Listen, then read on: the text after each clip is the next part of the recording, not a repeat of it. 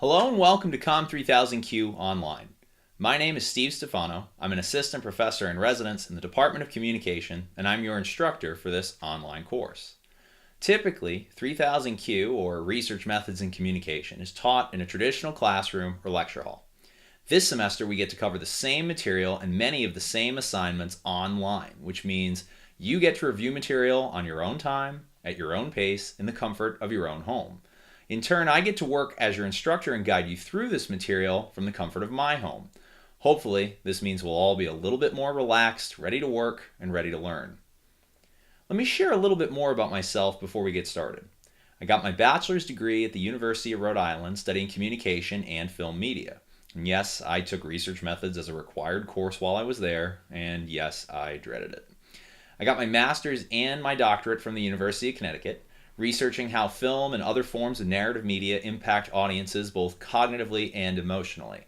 And through all that research, I learned a lot about the process we're going to be talking about in this course this semester. My first job out of grad school was back at URI, where I taught media courses and, once again, research methods. So I got familiar with this process pretty quickly. I came back to UConn in 2014 to teach this very course as a large lecture, and I actually ended up in charge of our large introductory course instead, which is COMM 1000. Many of you probably met me there in a much bigger room than you're probably in right now. Most recently, I've been designing our new sequence of production courses to teach students how to create media that can impact audiences. Been having a lot of fun with it too.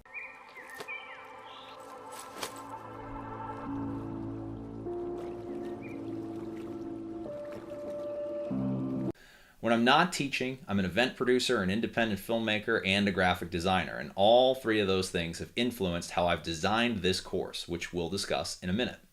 I also have a ridiculous little beagle named Boomer. He's downstairs right now, and I'm kind of surprised he hasn't barked through this video yet. Here's the picture. So let's talk about this course. COMM 3000Q is designed to give you an overview of research in the field of communication. To put it simply, the way we learn more about communication is through our research. And over the years, we've developed a number of rules or best practices for how that research should be conducted. This course will review the basics of those best practices and also give you some experience calculating fundamental statistics for quantitative research. We've divided the course into 5 modules, all of which are very similar in their structure. In each module, you'll move through chapters in our textbook and then watch the related video presentations I've put together to help you grasp the material. These presentations focus on the major ideas of the unit and give you a resource to refer to at your convenience as you learn. So an intervening variable, a good example of this would be something like this. So we could argue that job performance leads to increased job satisfaction. And we could argue that being better at your job makes you happier at it. But I'm certain there are some of you out there who have been really good at a job and really upset with the job and not satisfied at all. What it really takes to make you happy at a job is to probably be rewarded for how good you are at the job. So if you're good at your job, you expect to get a raise, you might expect to get better hours, you might expect to get a promotion. And getting those rewards will probably make you happier. I also provide what I call extended slides. They're PDFs that cover every single thing I would present if we were doing the course in a traditional lecture hall. At the end of each module, a quiz will be used to gauge how much of the material you've retained. We'll also use a number of assignments to help you better engage with the material in the course and give you a chance to discuss it with your classmates. In each module, you'll participate in our course discussion board, raising ideas and responding to your classmates' ideas to the material we covered. You'll also be tasked with a module journal assignment, where you'll write directly to me about a dilemma or concept in communication research, or in some cases about the very work we're doing in the course at the time. Both the discussions and journals should help you to engage the course material and think more critically about how research fits into the field of communication. In the first half of the course, you'll work with a team of students to conceptualize and design a communication research project. As part of this work, you'll turn in 3 different submissions that answer some of the major questions that researchers have when they're designing a study of their own.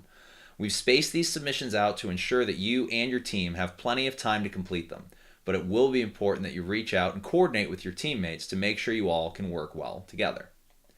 In the second half of the course, you'll work with a partner who will be a member of your research team to complete 3 different problem sets.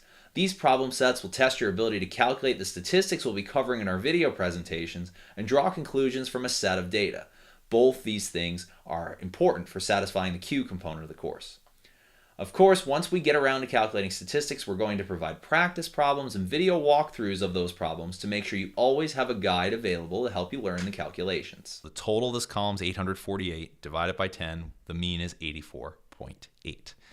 Now we can calculate deviation scores. In order to calculate a deviation score, remember we take the case or the score and then subtract the average from it. So 79 minus 84.8, and then we'll do 72 minus 84.8, 81 minus 84.8, and so on and so forth. And as we do each of these, the people who are below the average will end up with a negative deviation score.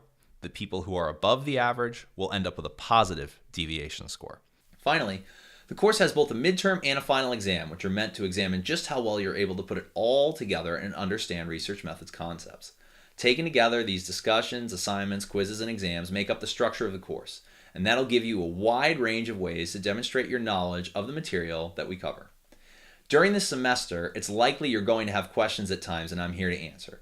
For common material and assignment questions, I recommend using the questions for the professor function on our Husky CT discussion board. This will allow you to ask your question and get a prompt answer from me, and also allow your classmates to read along just in case they have a similar or identical question or issue. If you have a more personal issue or problem, I recommend you email me directly, and I'll do my best to get back to you as soon as possible. My email is steven.stefano@uconn.edu, and you can find it right on the syllabus. One of my goals for this course is to take a subject that a lot of students find to be a little bit dry or a little confusing and turn it into a fun and intuitive experience. I can't promise that you're going to have a blast with something like research methods unless science and statistics are really your thing. But I do think we can make this a positive experience that better prepares you for your other communication courses.